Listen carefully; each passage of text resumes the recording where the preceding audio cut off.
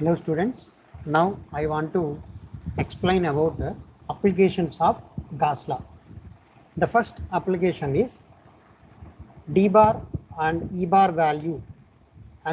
D bar and e bar equations has to be find due to infinite line charge by using Gauss law. And the second application is d bar and e bar due to infinite surface charge using Gauss law.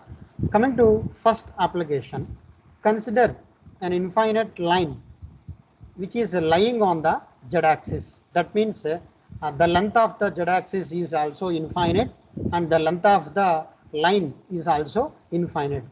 That means the limits of the z-axis and line both are minus infinity to plus infinity.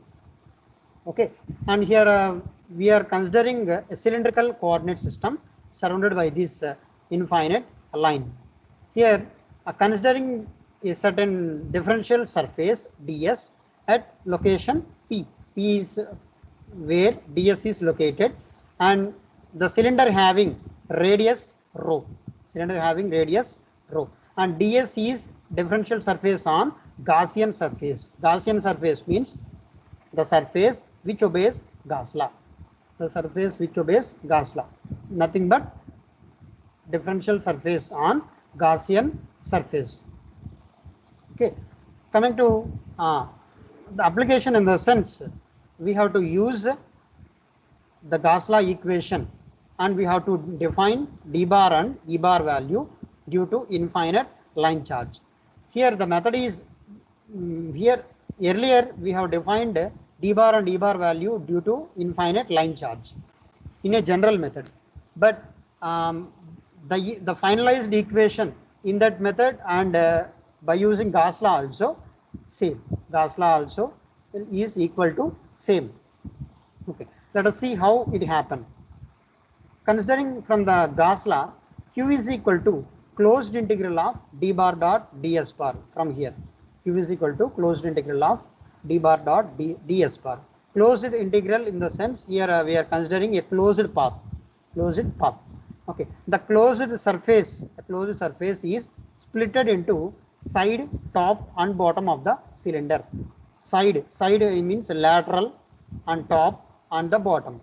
Here the top and bottom surfaces is ignored and treated as a zero, since d bar have only radial component, no radial component along z-axis. So we are considering only the side part.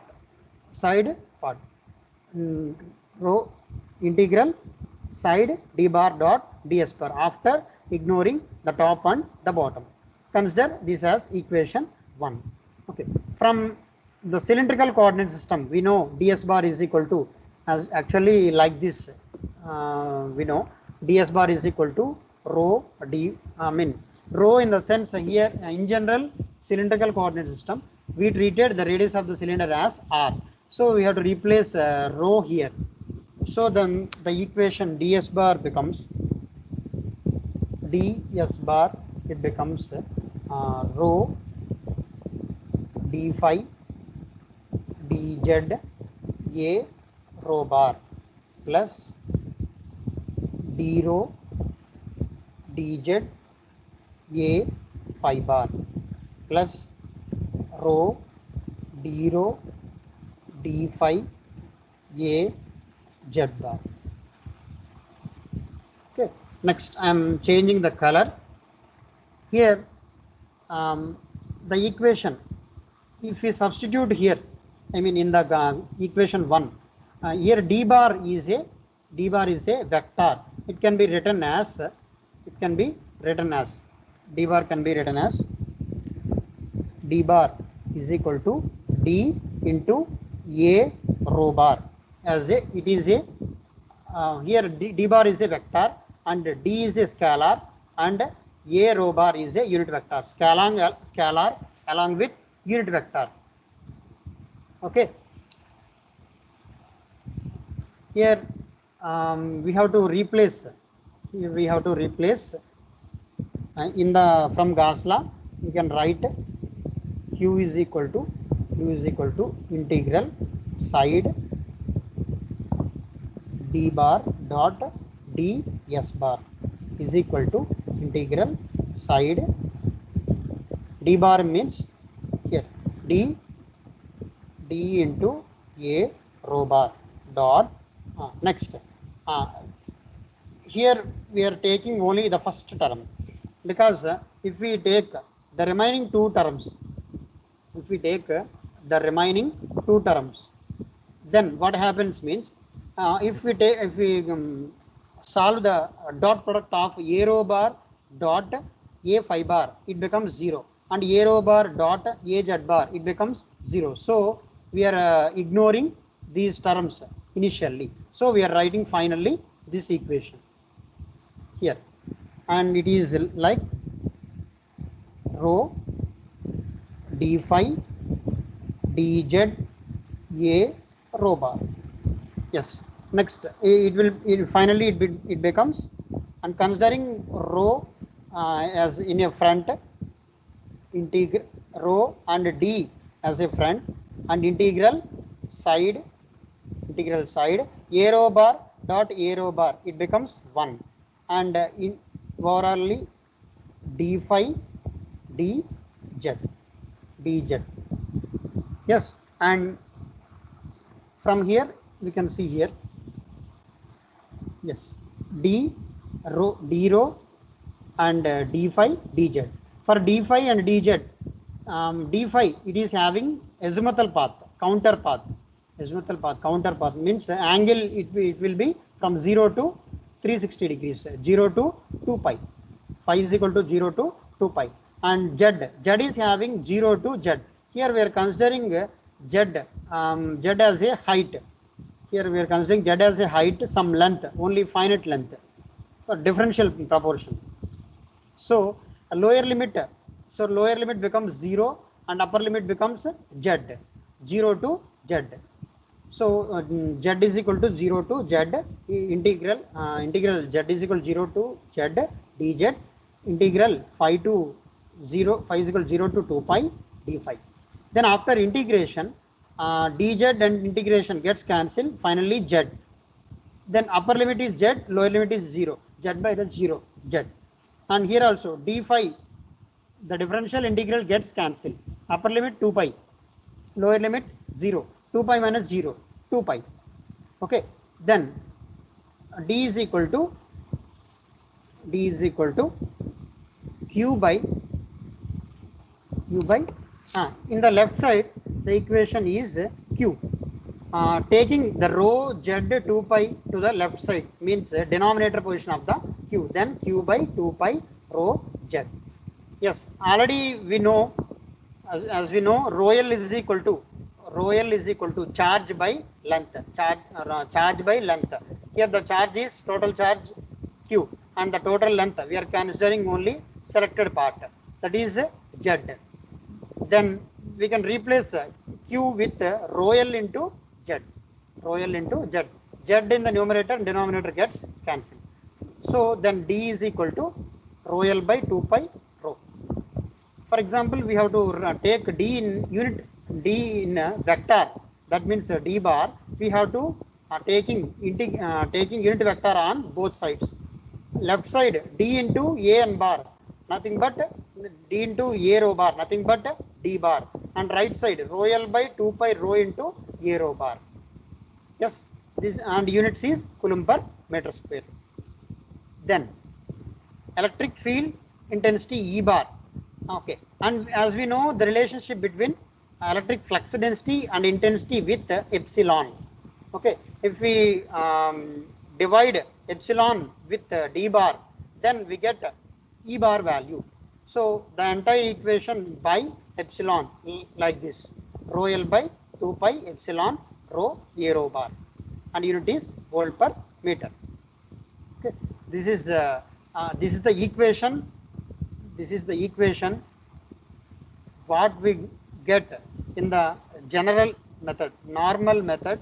Also we got the same answer. Here we can see this is the infinite line, E bar due to infinite line charge. what we get is E bar is equal to rho L by 2 pi epsilon naught R AR bar. Here we get rho L by 2 pi epsilon R. Rn means rho. AR bar means A rho bar. The equation does not changes even though the method is changed. Okay. By this, by using Gauss law, we can find D bar and E bar due to infinite line charge like this. Okay. This is the application 1. Coming to second application. Consider a rectangle infinite surface on xy plane. On xy plane. That means it having above xy plane and below xy plane. Okay. And ds is the differential surface on Gaussian surface. As we know, Gaussian surface means the surface which obeys Gauss law. Okay. And ds is the differential surface, and the P, the location where ds is located. And from rectangular coordinate system, we know ds bar is equal to dy dz dx bar and dx dz ay bar plus dy dx a z bar. Okay, this is des bar, and d bar can be written as scalar d and unit vector a z bar, because d flux density, it is having aligned along unit vector a z bar. Okay, and from Gauss law, from Gauss law, we have taken Q is equal to closed integral of d bar dot ds bar. From this equation, we have to define d bar and e bar value due to infinite surface charge. Yes, Q is equal to closed integral of surface integral of d bar dot ds bar. The closed path is split into side, top, and bottom. Side, top, and bottom. Here, the infinite line is taken on the lying align xy plane. That means it is above xy plane or below xy plane. So it does not have a side. So considering the side integral as 0, ignoring the value as 0. So next, coming to the top equation, integral. First of all, I am writing the top equation. Top d bar dot ds bar is equal to d bar means d along with az bar dot ds bar means the entire equation. But I am writing only the last equation, because even though we write the entire equation also, if we take dot product of az bar dot ax bar, it becomes 0. And similarly az bar dot ay bar, then it also becomes 0. And also here the az bar dot dy dx az bar, then az bar becomes 1. Okay, and also here the surface means here we are taking on xy plane, dx and dy. That is also another reason why we are taking only the last term. Okay, here d as d and dx into dy, meter into meter, surface area. It can be written as S, capital S, or capital A, d into a. Similarly, the bottom also we have to define d bar into, and here az bar we have to replace negative az bar, because below xy plane the z-axis is a negative coordinate. The top it is a positive coordinate z-axis, and below xy plane the z-axis is negative coordinate. So unit vector becomes minus az bar. Here also minus az bar. Then minus az bar dot minus az bar, minus into minus plus, then az bar dot az bar 1. Again d as d and dx into dy is a meter into meter, surface area. We can write as S, capital S or capital A. Okay, summating the top and bottom here. Initially we taken the side as a 0. Then dA plus dA, it becomes 2 dA. Okay, if we take A to the denominator position, Q by A is equal to 2D. As we know, the charge by surface area is equal to surface charge density. Rho S is equal to 2D. And we have, if we want to define the flux density in the vector, so taking unit vector on both sides, then rho S into A n bar by 2, this 2 is taken to the denominator position, rho S by 2 into n bar, then d into a n bar, it becomes d bar. Okay, this is the unit is coulomb per meter square. And as we know, the relationship between d bar and e bar with epsilon, if we divide d bar with epsilon, then e bar value is like rho S by 2 epsilon a n bar. And this is the exact equation what we have find in the earlier by in the generalized method. Rho S by 2 epsilon naught a n bar volume per volts per meter. Okay, this is the first application, d bar and e bar due to infinite line charge using Gauss law, and this is the second application, d bar and e bar due to infinite surface charge using Gauss law. Okay, thank you.